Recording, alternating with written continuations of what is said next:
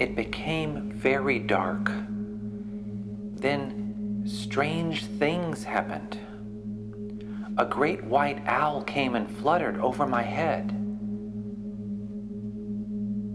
Then 13 dark birds, which I took to be ravens, came and flew around below the owl, so close as to sometimes brush my brow.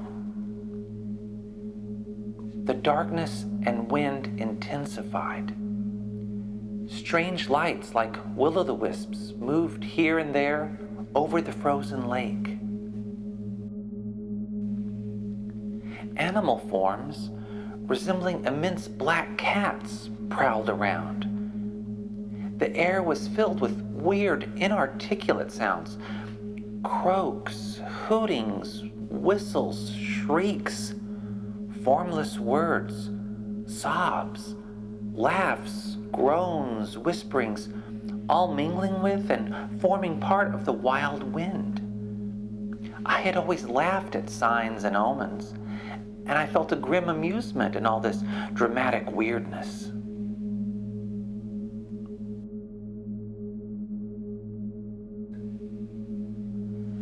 Silent, phosphorescent, ghastly, apparently lost in contemplation, the specter at my side remained waiting. Now the tolling of a bell came on the wind, and soon I could perceive approaching a most portentous procession.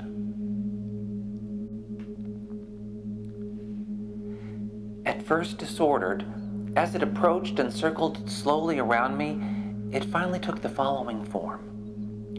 Ahead of all flew the white owl. Behind this, the 13 ravens.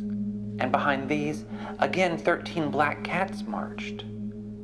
All these creatures with eyes glowing like coals fixed upon me.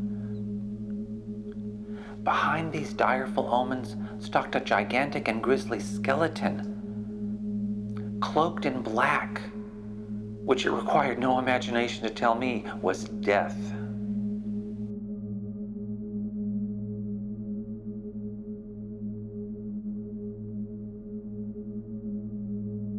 Behind death were 6 specters in mourning, carrying a bier with a great trailing pall, on which was an open coffin.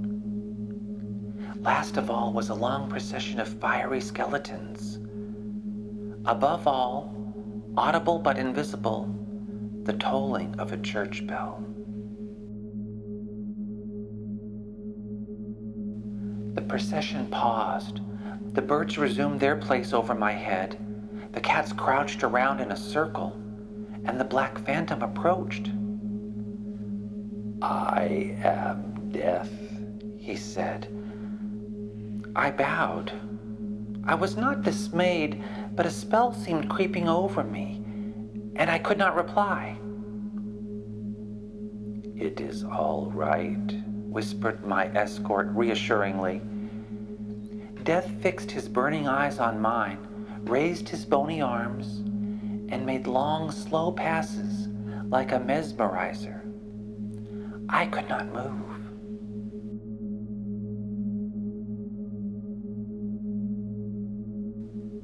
Strange, indescribable were my sensations.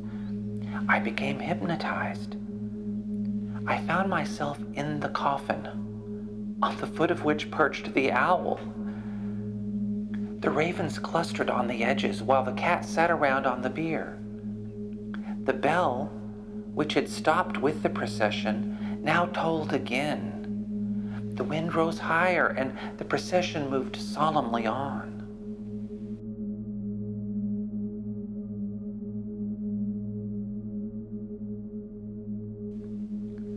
A wailing dirge, indescribably mournful in tune, but most ludicrous in words, though I cannot remember a syllable, was sung as the funeral procession marched around the lake. My trance deepened. It appeared that my spirit separated from my body. I sat up in the coffin. The procession stopped. I rose and stepped out. I looked back, and there lay my body, pale and corpse-like, the skates still on the feet. My guardian specter handed me a pair of the spirit skates, which I fitted on. As I did so, I became conscious that I was like my companions, a specter, a skeleton. They had been mischievously waiting for this and greeted my horrified amazement with a shout of eldritch laughter.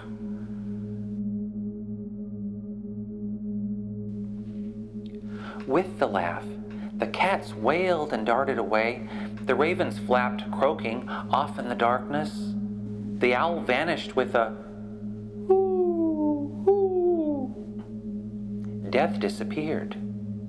The 6 bearers trotted off with my inanimate form in the coffin, and only a hilarious crowd remained.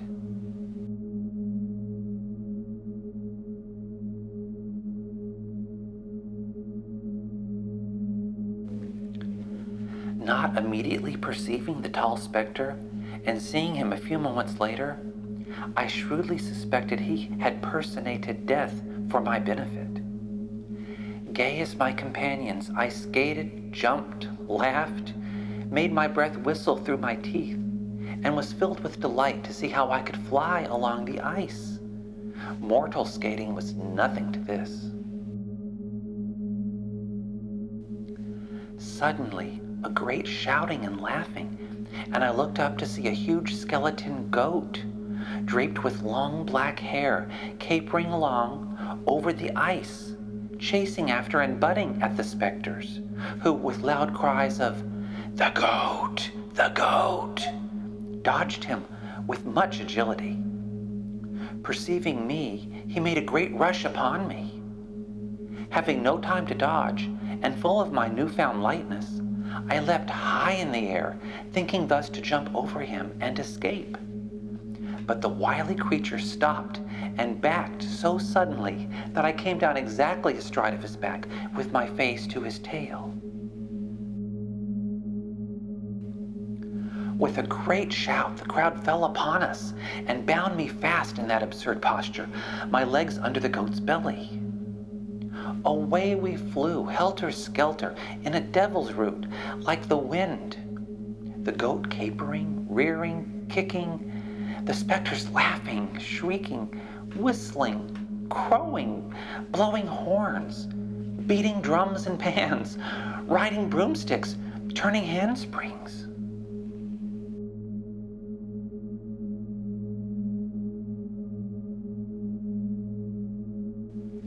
The cats came out of the darkness and ran with the mob, mowing dismally. The ravens and owl flew overhead, adding their voices to the infernal din. A bright idea struck one. Taking a flying run and a leap, he touched my shoulders lightly and jumped clean over both the goat and me. It took, and in another moment the entire crew were playing leapfrog over my devoted head. My steed resented this indignity with spirit, and savagely rushed and butted at each phantom as he alighted, and very often with such effect that, striking fair on the pelvis, he would send the skeleton sprawling and rattling along the ice a great distance. Every such successful coup was greeted with the wildest enthusiasm of laughter, and you can imagine how I felt in the midst of all this preposterous rout, seated hindside before on a phantom billy goat, with spectral skeletons flying over my head.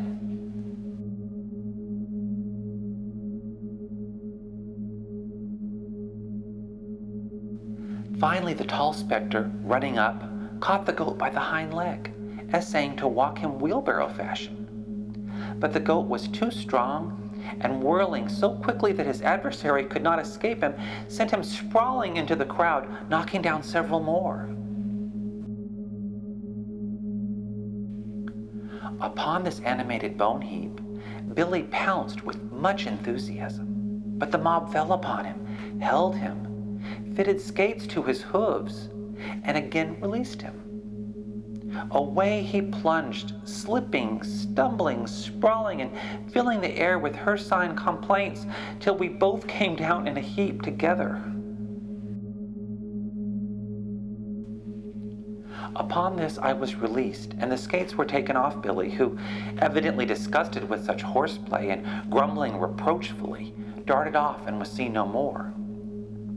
The whole party now hilariously shook hands with me and declared me a full-fledged and duly installed member of the Noon O' Night Club.